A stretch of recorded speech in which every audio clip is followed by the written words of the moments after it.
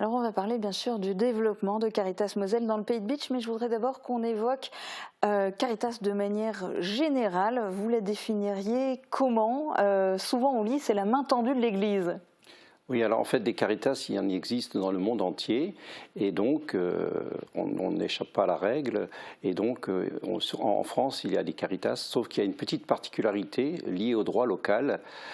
Nos Caritas d'Alsace et Moselle sont bien antérieures à la Caritas France, qui s'appelle en réalité Secours catholique. Voilà. Oui, alors on va rappeler les dates. Caritas a été créé en 1897 en Allemagne par un évêque. Caritas est ensuite devenu international en 1951 et en France, Caritas date de 1946, créé par le Secours catholique. Mais avant cela, Caritas Moselle existe, elle, depuis 1906 et donc effectivement du droit local puisque la Moselle à l'époque n'était pas française. Ceci dit, quelle est la place de la religion dans votre association ? Alors nous, en tant qu'association catholique, nous devons d'avoir un accueil inconditionnel, quelle que soit donc la religion, la couleur de peau. Et c'est vraiment, en fait, le mot catholique veut dire universel. Et donc c'est bien cette notion que nous appliquons avec un accueil inconditionnel de toute personne qui se présente chez nous. Et donc une association de droit local et Caritas qui est reconnue aussi en tant qu'ONG et qu'association à but non lucratif. Jusqu'à peu, la seule implantation de Caritas Moselle, c'était à Metz. Avec quelles actions ?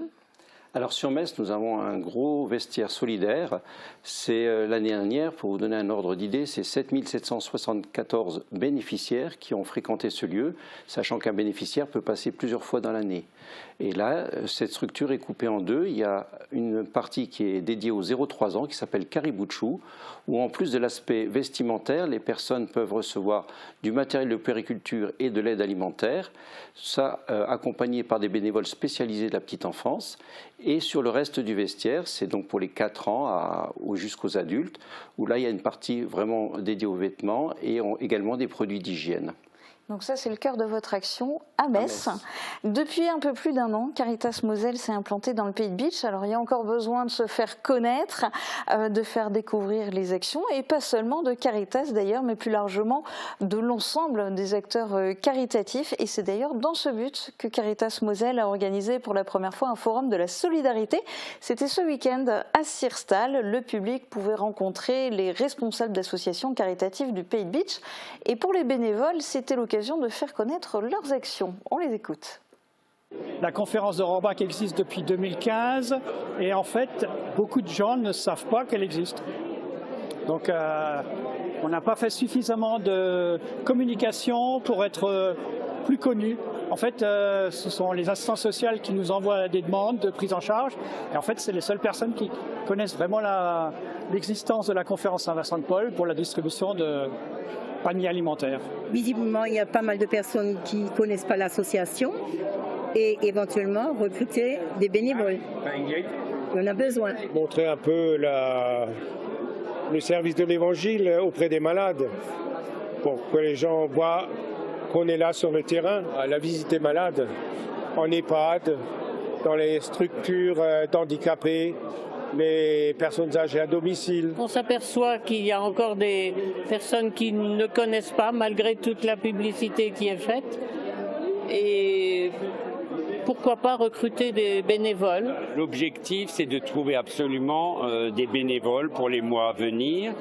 Dans l'antenne de Bitche qui a été créée il y a 6 mois, on est 9 bénévoles pour une dizaine de personnes visitées.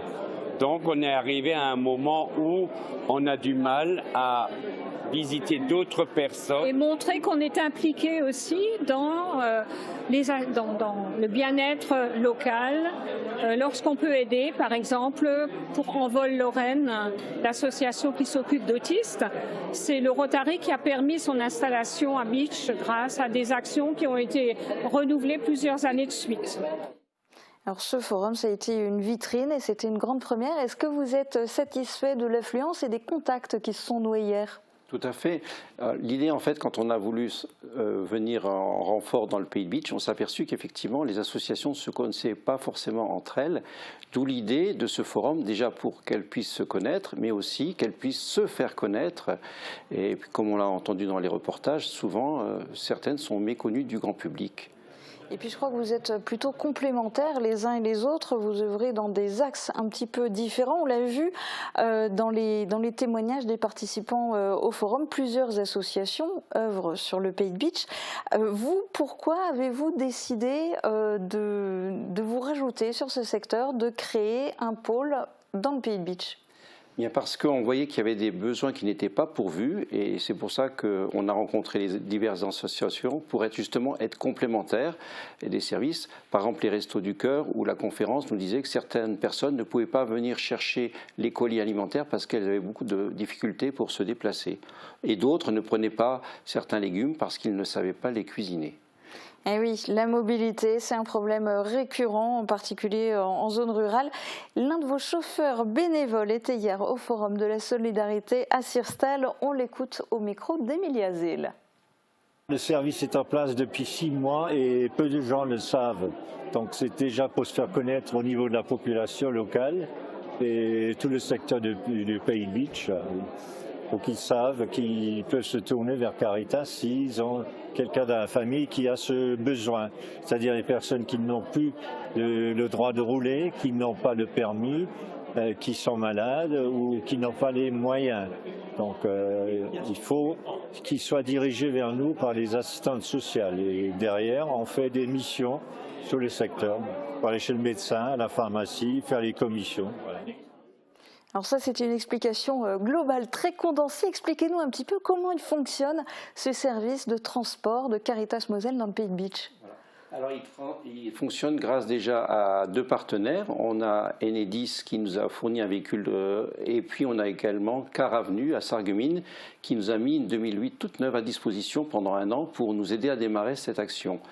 Et donc, les assistantes sociales du secteur nous envoient ce qu'on appelle une prescription dans lesquelles est indiquée l'adresse, les coordonnées de la personne. Éventuellement, s'il faut équiper le véhicule de siège auto, s'il y a des enfants, pour qu'on puisse faire un transport en toute sécurité.